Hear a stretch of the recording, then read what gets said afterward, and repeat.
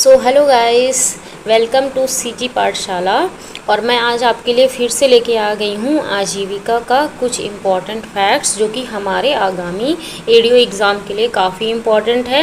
देखिए, मैंने ये दीनदयाल अंत्योदय योजना बिहान पढ़ा दिया था आपको, लेकिन क्या है कि बीच में कुछ पेज इसके मिसिंग हो गए थे कुछ टेक्निकल इशू के कारण। इसलिए मैं सोच रही थी कि मैं आपको फिर से इसको रिवाइज़ करा दूँ। तो चलिए स्टार्ट करते हैं। देखो, दीनदयाल अंत्योदय योजना राज्य ग्रामीण आजीविका मिशन बिहान जो कि कब स्टार्ट हुआ, जून 2011 को प्रारंभ किया गया। ठीक है, ग्रामीण विकास मंत्रालय भारत सरकार के अंतर्गत ग्रामीण गरीबी उन्मूलन हेतु राष्ट्रीय ग्रामीण आजीविका मिशन को जून 2011 में प्रारंभ किया गया।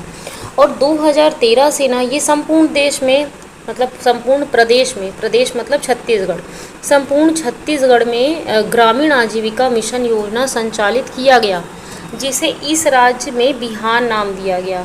ठीक है, मतलब कि एनआरएलएम का छत्तीसगढ़ में नाम बिहान है।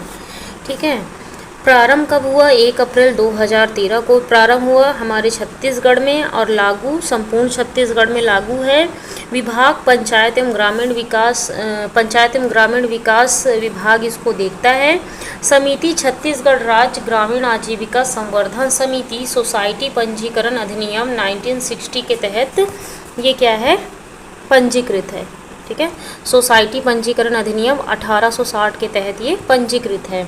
ठीक है, अध्यक्ष कौन ही होते हैं? इसके मुख्यमंत्री होते हैं।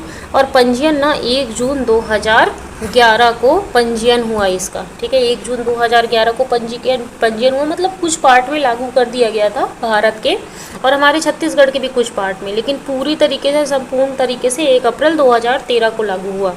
नाम ना बिहान नाम से ये स्टार्ट हुआ हमारे छत्तीसगढ़ में, और बिहान का अर्थ होता है नया सवेरा।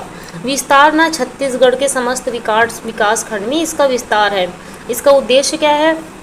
कौशल उन्नयन, ठीक है, कौशल प्रशिक्षण प्रदान करना, महिलाओं का सशक्तिकरण करना, बाजार एवं अधोसंरचना का विकास करना, आजीविका विकास के लिए प्रशिक्षण देना। ठीक है, आजीविका के विकास के लिए प्रशिक्षण देना, और महिला स्व सहायता समूह संघ का निर्माण करना, जो कि जिससे उनका वित्तीय दिक्कत जो है वो ना हो। ठीक है, ग्रुप बनेगा रहेगा तो क्या होगा कि वो पैसे का आदान प्रदान लेन कर सकेंगे, लोन ले सकेंगे और एक दूसरे से ग्रुप में पैसा ले सकेंगे। वित्तीय समावेशन एवं सामुदायिक संस्थाओं का निर्माण करना। ठीक है, और समुदाय आधारित समूहों के लिए सूक्ष्म उद्यमों का विकास करना। सूक्ष्म उद्यम जैसे होते हैं, पापड़ बनाना हो सकता है और कुछ भी प्रसंस्करण उद्योग हो सकता है। तो इस तरीके से ग्रामीण बीपीएल युवाओं को रोजगार उपलब्ध कराया जाए। ठीक है, रोजगार उपलब्ध कराया जाए, और कौशल प्रशिक्षण तो पहले ही लिख दिया गया इसमें।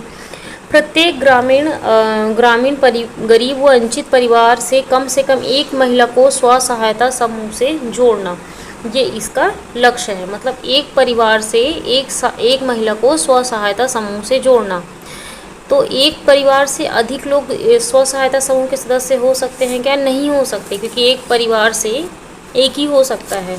ठीक है, बाकी अगर दूसरा पर्सन बनना चाहता है स्व सहायता समूह का मेंबर, तो वो दूसरे स्व सहायता समूह में रजिस्ट्रीकरण कराना होगा। वित्त पोषण 75% केंद्रांश एवं 25% राज्यांश इसका वित्त पोषण किया जाता है, जो कि पहले भी हम लोग देख चुके हैं एनआरएलएम के तहत, उसमें भी वैसा ही था। ठीक है, और स्वर्ण जयंती ग्राम स्वरोजगार योजना इसकी सबसे पहले पृष्ठभूमि थी, तो वहाँ पे भी ऐसा ही था वित्त पोषण। स्रोत पंचायत एवं ग्रामीण विकास विभाग छत्तीसगढ़ शासन ने बोला है कि 75:25 है, लेकिन जो प्रशासकीय प्रतिवेदन है 2023-24 में बिहान के तहत वित्त पोषण का हिस्सा केंद्र ना राज्य का 60% है, केंद्र का 60% है और राज्य का 40% है। ठीक है, केंद्र का 60% है और राज्य का, छत्तीसगढ़ राज्य का 40% है। तो ये प्रशासकीय प्रतिवेदन है 2023-24 में। और पंचायत एवं ग्रामीण विकास विभाग छत्तीसगढ़ शासन बोलता है कि 75:25 है। लक्ष्य क्या है? मिशन अंतर्गत भारत सरकार द्वारा 11वीं पंचवर्षीय योजना के शेष वर्षों एवं 12वीं पंचवर्षीय योजना की अवधि में प्राप्त किए जाने वाले लक्ष्य निर्धारित किए गए हैं। ठीक है। तो 11वीं पंचवर्षीय योजना के शेष वर्षों मतलब 11वीं पंचवर्षीय योजना 2012 तक चला और ये हो गया था जून 2011 में स्टार्ट। तो शेष वर्षों मतलब कुछ महीने जो बचा था उसके लिए। और 12वीं पंचवर्षीय योजना जो कि 2012 से 17 के बीच में चला था, लेकिन 2014-15 में उसको बंद कर दिया गया था मोदी जी के आने के बाद। ठीक है। तो शेष वर्षों में 12वीं पंचवर्षीय योजना की अवधि में प्राप्त किए जाने वाले लक्ष्य निर्धारित किए गए हैं। आगे बढ़ते हैं। मिशन अंतर्गत संचालित विशेष परियोजनाएं क्या क्या है? तो उत्थान परियोजना छत्तीसगढ़ के, ये उत्थान परियोजना का क्या लक्ष्य है? छत्तीसगढ़ की विशेष पिछड़ी जनजातियों के लिए आजीविका प्रदान करना, ये इसका लक्ष्य है। और परियोजना अंतर्गत ना छत्तीसगढ़ के 9 जिलों के 14 विकासखंड चिन्हांकित किए गए हैं। ठीक है, 9 जिलों के 14 विकासखंड चिन्हांकित किए गए हैं उत्थान परियोजना के तहत। और यहाँ पे आजीविका प्रदान करना ही इसका क्या है? लक्ष्य है। मिलाप परियोजना कोविड-19 से प्रभावित मजदूरों के आजीविका संवर्धन के लिए ये मिलाप परियोजना चालू हुआ था। और ना ये राजनांदगांव, कबीरधाम और कबीरधाम के 7 विकासखंड में लागू है। राजनांदगांव में और कबीरधाम के 7 विकासखंड में लागू है मिलाप परियोजना। ये कोविड-19 के दौरान मजदूरों के आजीविका संवर्धन के लिए चालू किया गया था। स्वाभिमान योजना, स्वाभिमान योजना का उद्देश्य क्या है? स्व सहायता समूह के द्वारा गरीब वंचित पिछड़े समूह की गरीब किशोरी तथा महिलाओं के प्रसव पूर्व पोषण स्तर में वृद्धि करना।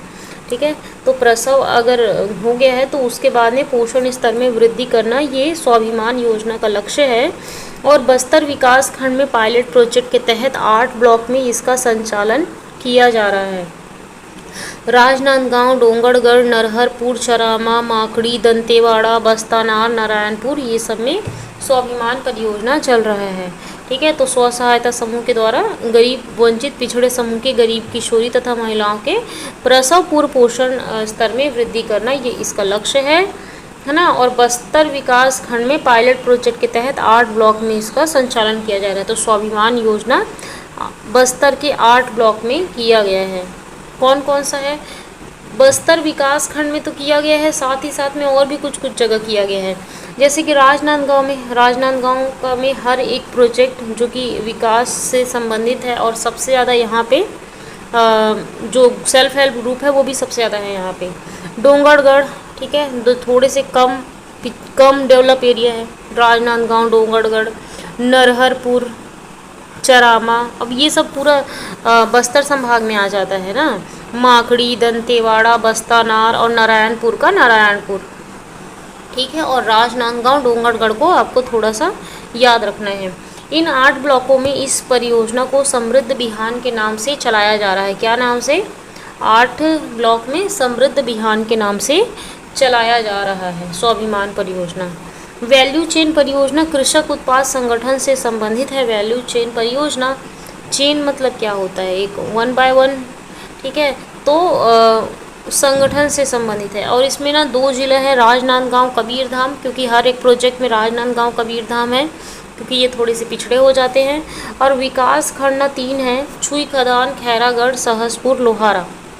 ठीक है, विकास खंड कौन है? छुई खदान, ये राजनांदगांव का है। खैरागढ़ भी राजनांदगांव, खैरागढ़ तो अलग बन गया अभी, और सहसपुर, लोहारा।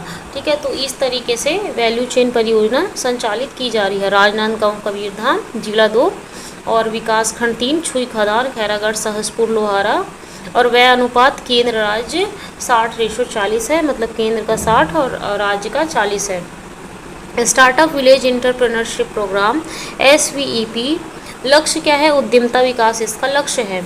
शामिल जिले कौन से हैं? सरगुजा, धमतरी, कांकेर, बस्तर, राजनांदगांव, बलरामपुर और गरियाबंद, ये शामिल जिले हैं। ठीक है, उद्यमता विकास इसका लक्ष्य है और स्टार्टअप विलेज एंटरप्रेन्योरशिप प्रोग्राम में।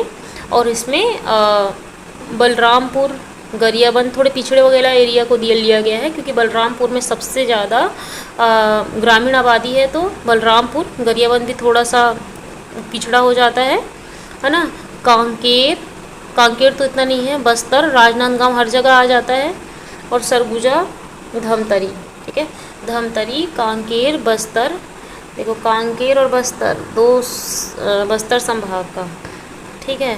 और सरगुजा और बलरामपुर, सरगुजा संभाग का, धमतरी, ठीक है, धमतरी, गरियाबंद और राजनांदगांव ये मिडिल का। दीनदयाल उपाध्याय ग्रामीण कौशल योजना DDU-GKY, ठीक है, इसका शुरुआत ना 25 सितंबर 2014 को हुआ। कब हुआ? 25 सितंबर 2014 को हुआ। दीनदयाल उपाध्याय ग्रामीण कौशल योजना अंतर्गत ना NRLM के अंतर्गत राष्ट्रीय ग्रामीण आजीविका मिशन के अंतर्गत हुआ। इस योजना में 15 से 35 वर्ष के ग्रामीण युवाओं को कौशल प्रशिक्षण दिया जाएगा।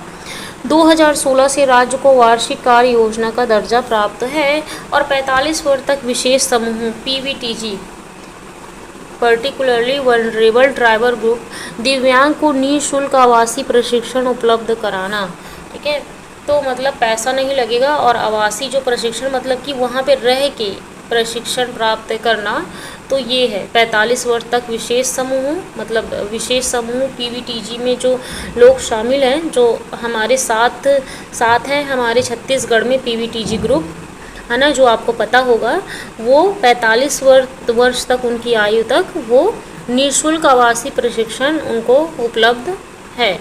ठीक है, दीनदयाल उपाध्याय ग्रामीण कौशल योजना के तहत। देखो ये ग्रामीण है, तो ग्रामीण लोगों को किया जाएगा। 25 सितंबर 2014 को चालू हुआ, NRLM के तहत था और 15 से 35 वर्ष के ग्रामीण युवाओं को, और बाकी अगर PVTG है, दिव्यांग है, तो उनको 45 वर्ष तक। ठीक है, 2016 से राज्य को वार्षिक कार्य योजना का दर्जा प्राप्त है। नेक्स्ट है CMSA प्रोग्राम। CMSA का फुल फॉर्म क्या है? Community managed sustainable agriculture programme. ठीक है, चयन कब हुआ? 27 जिलों के 79 विकास खंड तथा 4933 ग्राम में इसका चयन हुआ। प्रत्येक ग्राम के 100 किसानों का चयन। ठीक है, हर एक ग्राम से 100 किसानों का चयन होगा community manage sustainable agriculture programme के तहत, और 4-5 ग्रामों को मिलाकर संकुल निर्माण करना। अब संकुल क्या होता है? संकुल का मतलब होता है जन समूह। जन समूह मतलब ग्रुप। ठीक है, जन समूह मिलान का निर्माण करना। प्रत्येक ग्राम के 2-2 सक्रिय महिला को शामिल करना। ठीक है, तो 2-2 सक्रिय महिला, हर एक ग्राम के 2-2 सक्रिय महिला को शामिल करना, और 4-5 100 किसानों का चयन करना, मतलब हर एक गांव से 100 किसान चयन कर लिया गया। फिर 4-5 ग्राम मिल गए, मतलब कि 500 लोग हो गए, समथिंग 400-500 संकुल मतलब ग्रुप बन गया। अब उस हर एक ग्राम से 2-2 सक्रिय महिला को शामिल करना। ठीक है, मतलब 2 सक्रिय महिला शामिल होगा तो हर एक ग्राम से, तो 4-5 है तो कितना हो गया? महिला कितनी हुई? 10 हो गई। ठीक है, तो इस तरीके से CMSA programme, community manage sustainable agriculture programme चल रहा है 27 जिलों के 79 विकास खंड तथा 4933 ग्राम में। चलिए आगे बढ़ते हैं। रोशनी कार्यक्रम। रोशनी कार्यक्रम ना परियोजना ना नक्सल प्रभावित जिला हेतु चालू किया गया। क्या? नक्सल प्रभावित जिले हेतु चालू किया गया रोशनी कार्यक्रम, और ना शामिल ना 8 जिले अनुसूचित जनजाति, बाहुल्य व नक्सल प्रभावित जिलों में ये चल रहा है। ठीक है, मतलब अनुसूचित जनजाति और बाहुल्य व नक्सल प्रभावित जिलों में।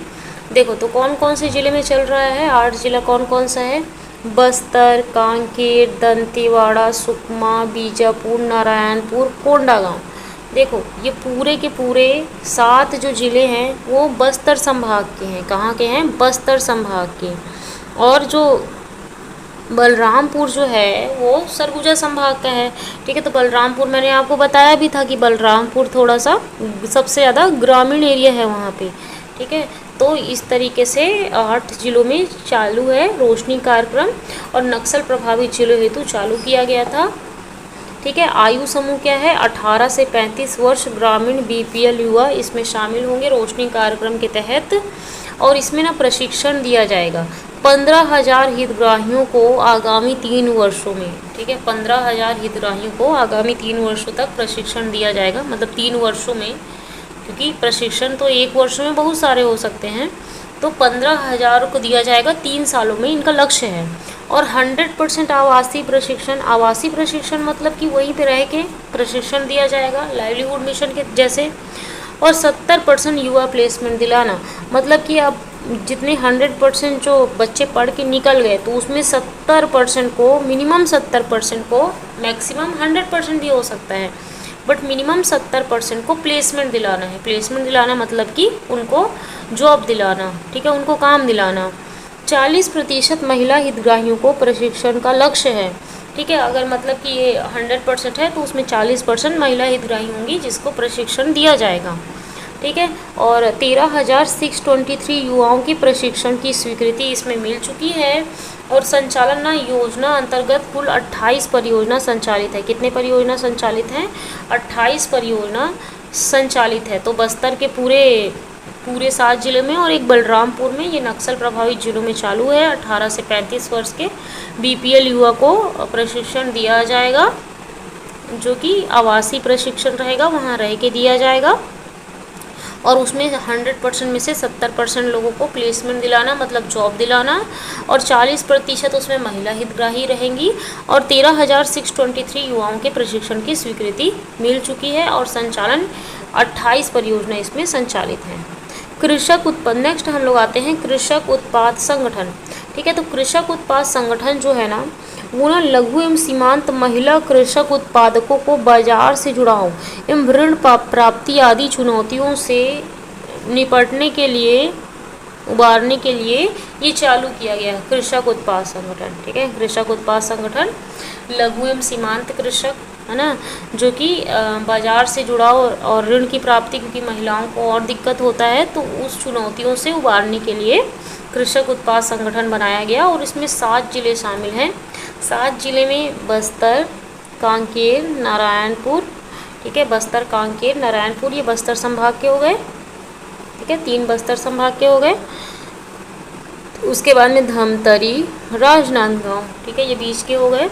और फिर सरगुजा और बलरामपुर, ये सरगुजा संभाग के हो गए, ठीक है। तो बस्तर, कांकेर, नारायणपुर 3, धमतरी, राजनांदगांव, ठीक है 5, और सरगुजा, बलरामपुर 7। तो 7 जिले में कृषक उत्पाद संगठन चालू है।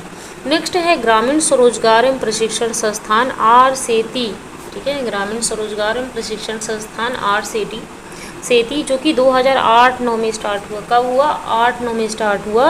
और इसका पूर्ण नाम क्या है? Rural self employment training institute, rural self employment training institute इसका नाम है। और उद्देश्य क्या है? कौशल विकास प्रशिक्षण प्रदान करना, ये इसका लक्ष्य है, ठीक है। सहयोग कौन कर रहा है? लीड बैंक एवं भारत सरकार इसका सहयोग कर रहा है। वर्तमान में छत्तीसगढ़ राज्य के 18 जिलों में 3 लीड बैंकों के माध्यम से संचालित है। शेष 10 जिलों में निकटतम RCT के माध्यम से प्रशिक्षण दी जा रही है। हितग्राही कौन होंगे? BPL परिवार के 18 से 45 आयु वर्ग के युवा हितग्राही होंगे इसमें। और प्रशिक्षण की जो राशि होगी ना, 4,000 रुपये 1 माह के लिए प्रशिक्षण की राशि, और 5,000 रुपये 1 माह से अधिक के लिए, अगर 1 माह से अधिक के लिए प्रशिक्षण दिया जा रहा है तो 5,000 रुपये दिए जाएंगे।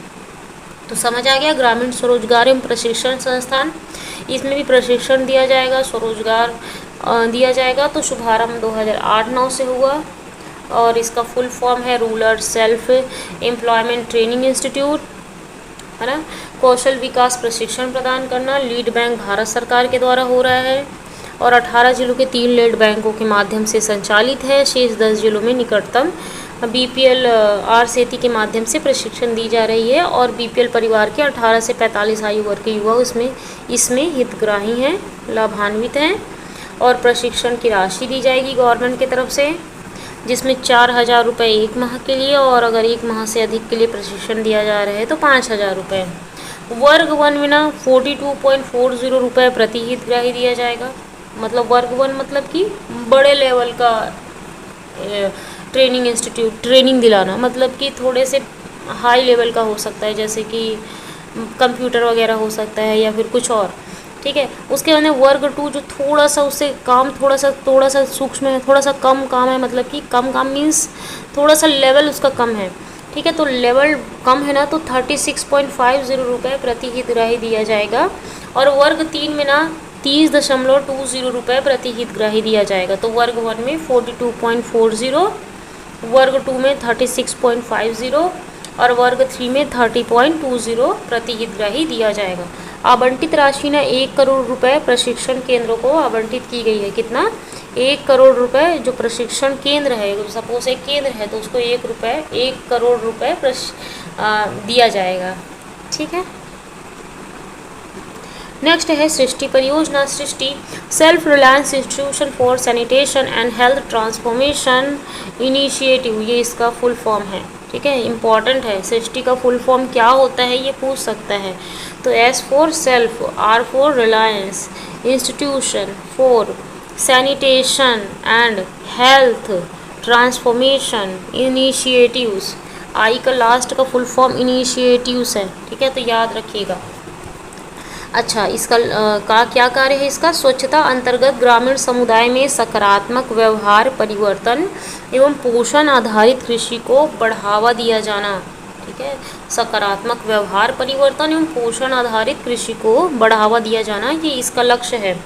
मिशन अंतर्गत प्रदेश में खाद्य पोषण एवं स्वास्थ्य हेतु सृष्टि परियोजना का क्रियान्वयन किया जा रहा है। खाद्य पोषण और स्वास्थ्य हेतु चिन्हांकित 3 जिलों के 3 विकास खंडों में यथा तिल्दा रायपुर, कहाँ पे? तिल्दा रायपुर, मगरलोड धमतरी और लखनपुर सरगुजा। याद रखिएगा, इम्पॉर्टेंट है। सृष्टि का फुल फॉर्म और कहाँ कहाँ चालू है ये। तिल्दा रायपुर, मगरलोड धमतरी व लखनपुर सरगुजा में 3 वर्ष की अवधि नवंबर 2020 से मार्च 2024 तक के लिए ये चल रहा है। ठीक है, 3 वर्ष के लिए। ठीक है, 20 से 2024 तक के लिए किया गया था और अभी नहीं पता कि ये चल रहा है कि नहीं चल रहा है।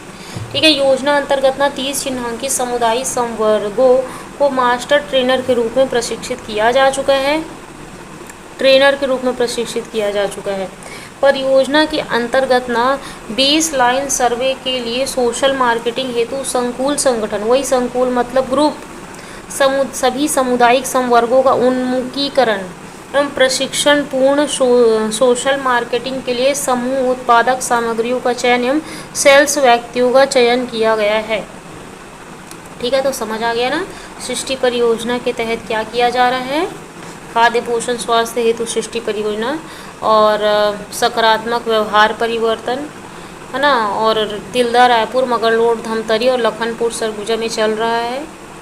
और 30 चिन्हांकित समुदाय संवर्गों को मास्टर ट्रेनर के रूप में प्रशिक्षित किया जा चुका है। ट्रेनर के रूप में प्रशिक्षित किया जा चुका है। परियोजना के अंतर्गत बेसलाइन सर्वे के लिए सोशल मार्केटिंग हेतु ग्रुप बनाना, संकुल संगठन, सभी सामुदायिक संवर्गों का उन्मुखीकरण एवं प्रशिक्षण पूर्ण सोशल मार्केटिंग के लिए समूह उत्पादक सामग्रियों का चयन एवं सेल्स व्यक्ति का चयन किया गया है। ओके, नेक्स्ट है ग्रामीण सामुदायिक निवेश कोष। ठीक है, कम्युनिटी इन्वेस्टमेंट फंड। राज्य ग्रामीण आजीविका मिशन के अंतर्गत सामुदायिक निवेश का प्रावधान स्व सहायता समूह के जीविकोपार्जन संबंधी गतिविधियों को बढ़ावा देने के लिए प्रारंभ किया गया। ठीक है, सामुदायिक मतलब कम्युनिटी, एक समुदाय है उसका इन्वेस्टमेंट फंड जिसमें वो पैसा डाल सकता है। ठीक है, तो प्रावधान ना स्व सहायता समूह के जीविकोपार्जन के लिए, मतलब कि अब वो जीविकोपार्जन कैसे करेंगे, अपने कुछ काम के लिए या फिर किसी भी चीज़ के लिए पैसे की ज़रूरत पड़ती है, तो जीविकोपार्जन संबंधी गतिविधि को बढ़ावा देने के लिए प्रारंभ किया गया सामुदायिक निवेश कोष। इसके अंतर्गत स्व सहायता समूह को सूक्ष्म ऋण के आधार पर 60,000 रुपये ऋण प्रदान की जाती है। कितना प्रदान की जाती है? 60,000 रुपये ऋण प्रदान की जाती है। या सूक्ष्म ऋण योजना के आधार पर 60,000 रुपये ऋण प्रदान की जाती है सामुदायिक निवेश कोष के अंतर्गत, कम्युनिटी इन्वेस्टमेंट फंड के अंतर्गत।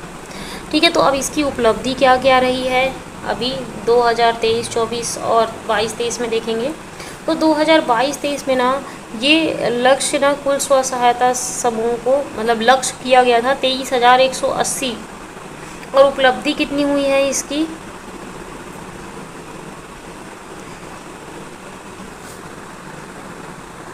80% उपलब्धि हुई है। इसमें कितनी हुई है? 80% उपलब्धि हुई है। लक्ष्य रखा गया था 23,180 और स्व सहायता समूह कितने थे? 20,060। ठीक है, मतलब 20,060 स्व सहायता समूह थे। उसमें राशि लाख में थी 12,036 लाख। ठीक है, जो कि लक्ष्य के विरुद्ध उपलब्धि हुई है 80%। ठीक यहाँ तो सबको नहीं मिल पाया है, 80% को मिल पाया है। 23-24 ना अप्रैल से मार्च में ना लक्ष्य था 20,810, ठीक है, और स्व सहायता समूह थे 18,901। उसमें राशि लाख में है स्व सहायता समूह के पास में 11,340, और लक्ष्य के विरुद्ध उपलब्धि ना 85% हुई है, ठीक है, मतलब ज़्यादा हुई है पहले से, ठीक है। मतलब इतना राशि जो 60,000 रुपये ऋण प्रदान की जाती है ना, तो ये राशि वही राशि है जो 60,000 बोला गया है ना वहाँ पे, तो यही 12,036 रुपये राशि लाख में प्रदान की गई, और 2023-24 में 11,340 रुपये प्रदान किया गया। चक्री निधि देखते हैं अब हम लोग, रिवॉल्विंग फंड। चक्री निधि की परिकल्पना स्व सहायता समूह में आंतरिक उधार की प्रक्रिया को गति देने, कोष के आकार में वृद्धि करने एवं समूह के विकास हेतु एक तंत्र के रूप में की गई, ठीक है, चक्री निधि, ठीक है। रिवॉल्विंग फंड समूह के विकास को एक तंत्र के रूप में और आंतरिक उधार की प्रक्रिया को गति देने के लिए, कोष के आकार में वृद्धि करने के लिए किया गया। महिला स्व सहायता समूह को 15,000 की सहायता राशि प्रदान की जाती है। कितना प्रदान की जाती है? 15,000 की सहायता राशि प्रदान की जाती है चक्री निधि के तहत। उसमें कितने प्रदान की जाती थी?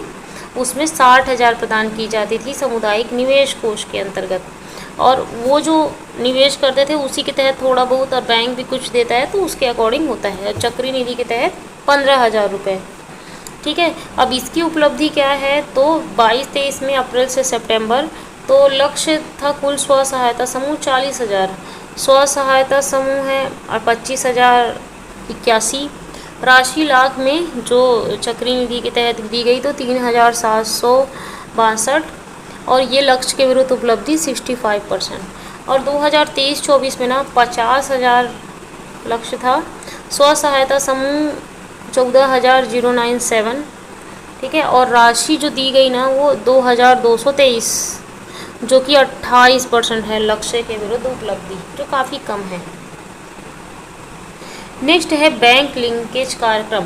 महिला स्व सहायता समूह को आर्थिक गतिविधि, देखो ये महिला है, आर्थिक गतिविधि से जोड़ना मिशन का मुख्य उद्देश्य है बैंक लिंकेज कार्यक्रम का, और अनुपालित महिला स्व सहायता समूह को 3% ब्याज पर ऋण उपलब्ध कराया जाता है, ठीक है। महिलाओं को कितने में दिया जाता है? स्व सहायता समूह को 3% ब्याज दर पर ऋण उपलब्ध कराया जाता है, ठीक है। प्रदेश में वर्तमान में कुल 1,98,075 राष्ट्रीय ग्रामीण आजीविका मिशन अनुपालित स्व सहायता समूह है, ठीक है।